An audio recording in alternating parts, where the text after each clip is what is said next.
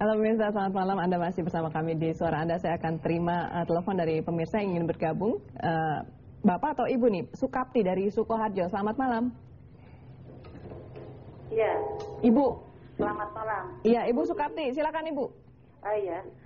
Saya yang masih belum penuh sekali memahami agama, tapi insya Allah mudah-mudahan Tuhan memberikan taufik dan hidayah untuk saya untuk memahami agama Islam.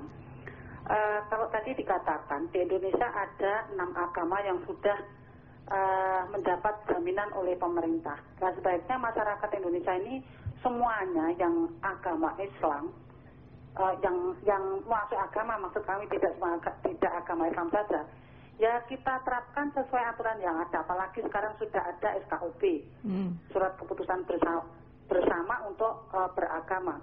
Kemudian kalau ada aliran-aliran lain dibiarkan tidak sesuai, misalnya sebagai contoh agama Islam tidak sesuai dengan isi kandungan Al-Quran, kami itu nanti kalau merajalela akan merusak dan memecah belah antara agama satu dan lainnya. Nah untuk itu sebaiknya SKUP ini dipakai. Kemudian kalau ada aliran-aliran yang tidak sesuai, misalnya ada nabi di agama Islam itu nabi terakhir Nabi Muhammad SAW.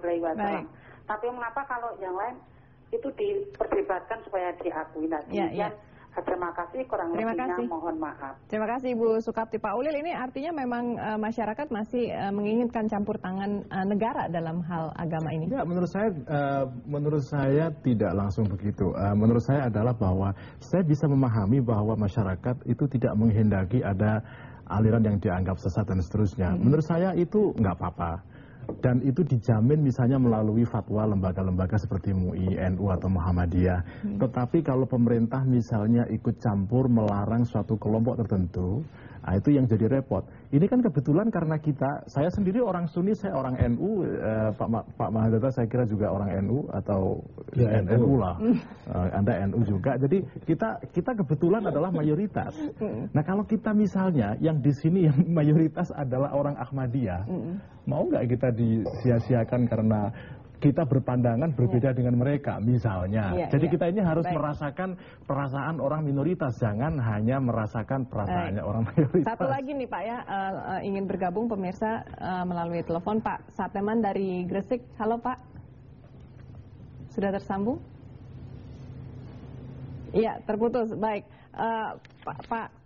Kalau misalnya tadi dikatakan kelompok minoritas begitu, tadi kan Pak Mahendra mengatakan kalau memang sudah mayoritas dan sudah secara umum pandangan terhadap Islam sedemikian kokohnya Pak, kenapa mesti ada undang-undang juga yang harus melindungi hal itu?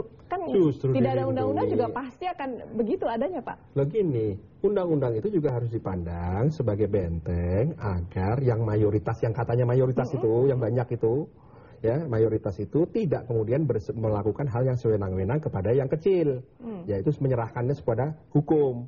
Nanti kalau tidak ada undang-undang ini juga, ya kejadiannya, ya maaf, ditindas loh yang minoritas ini.